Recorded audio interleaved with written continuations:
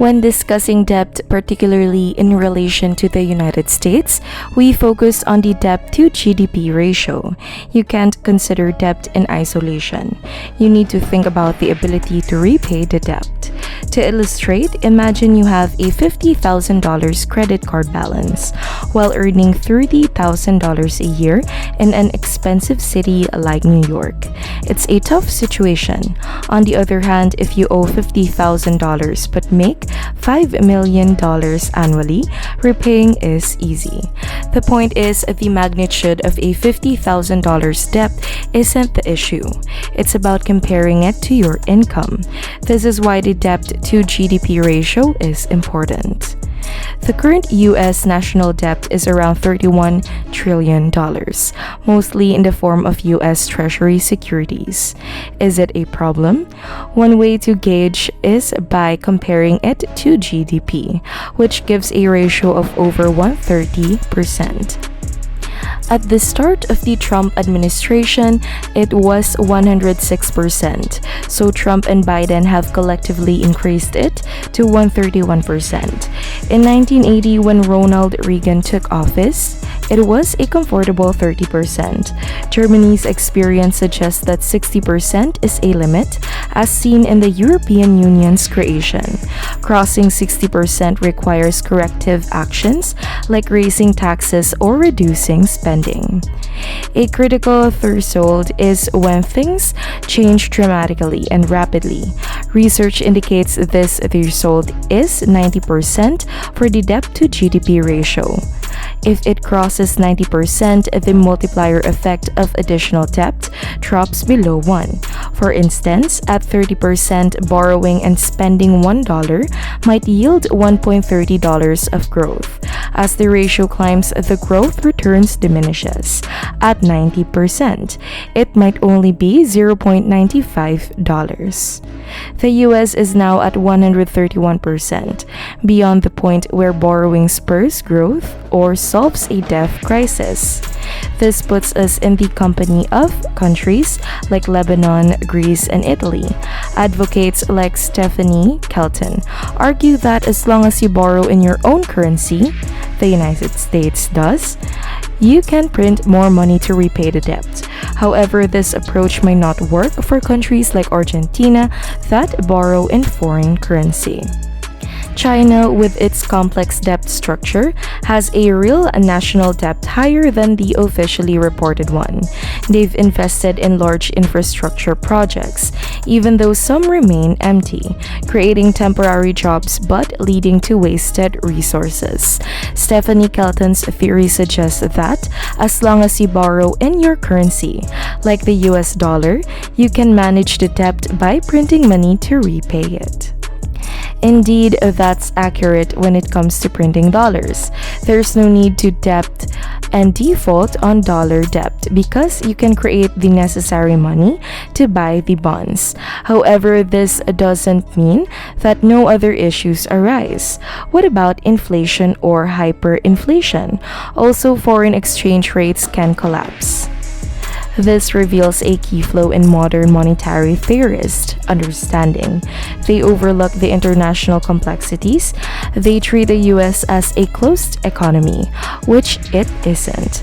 Trade deficits, trade surpluses, capital flaws, exchange rates, and foreign credit all play a role. China owning significant US Treasury securities further complicates matters. Stephanie Kelton argues that a U.S. bond market isn't essential. It's there as a convenience for investors to park their money. She suggests that during inflation, taxes should be raised. Notably, she contends that a tax system isn't required. Money can be printed instead. This is for the purpose of income redistribution, which aligns with a kind of socialist model. However, most members of the Congress are unfamiliar with modern monetary theory and its principles.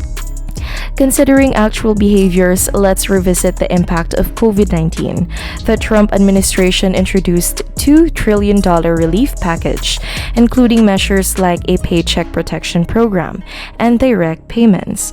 Following that, the Biden administration initiated their own relief measures, totaling $4 trillion, and an additional $1 trillion infrastructure plan.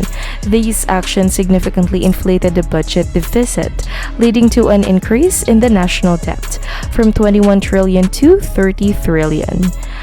Modern monetary theory might disregard these figures, but they matter in the real world. Such actions hamper growth, potentially leading to slow growth or even a recession. Supply chain science emerged in 1989, marked by the integration of algorithms, mathematics, and technology to optimize supply chains. It aimed to reduce cost in transportation, labor, energy, and inventory, benefiting end customers. However, this approach resulted in fragility. Supply chains became intricate and interconnected, and any breakdown in the chain led to a collapse of the entire system. The fragility was exposed during events like the Ukraine conflict, where a lack of a plastic part shut down automobile assembly lines in Germany. In pursuit of efficiency and cost reduction, the global supply chain became vulnerable. Currently, we are witnessing the consequences of this fragility, and it will take substantial time and effort to restore and rebuild these complex systems. As these systems falter, it sets off a chain reaction, disrupting various aspects of daily life. This vulnerability is demonstrated by simple examples like a preferred brand of salsa disappearing from the supermarket shelf. This breakdown cascades across various industries and regions, underscoring the necessity of a resilient and adaptable supply chain infrastructures. The situations unfold this way. I visit the store multiple times. The first time, the hot sauce I like is absent from the shelf. The next time, they still don't have it. The third time, I find a whole case of it, but I usually buy 2 jars. Now I buy 10 jars at once because I can't rely on the store having it in the stock next time. This practice, known as safety stock, involves individuals purchasing extra inventory to ensure they won't run out. Although it might seem like hoarding and comes with inefficiencies and cost, it's a reaction to real supply chains shortages. Regrettably, this behavior exacerbates the situation. Shortages worsen as more people adopt this strategy.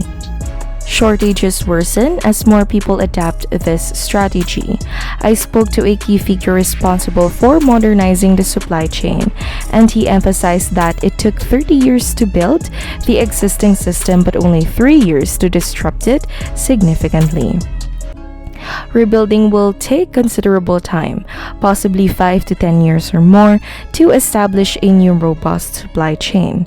What's emerging is what I term as College of Nations. This involves a supply chain club comprising democratic and liberal societies, united by shared values, a strong rule of law, and a concern of humanitarian issues. Countries like United States, Canada, New Zealand, Australia, Japan, Western Europe, UK, and possibly India will be a part of this group. Thanks for watching. See you on the next video.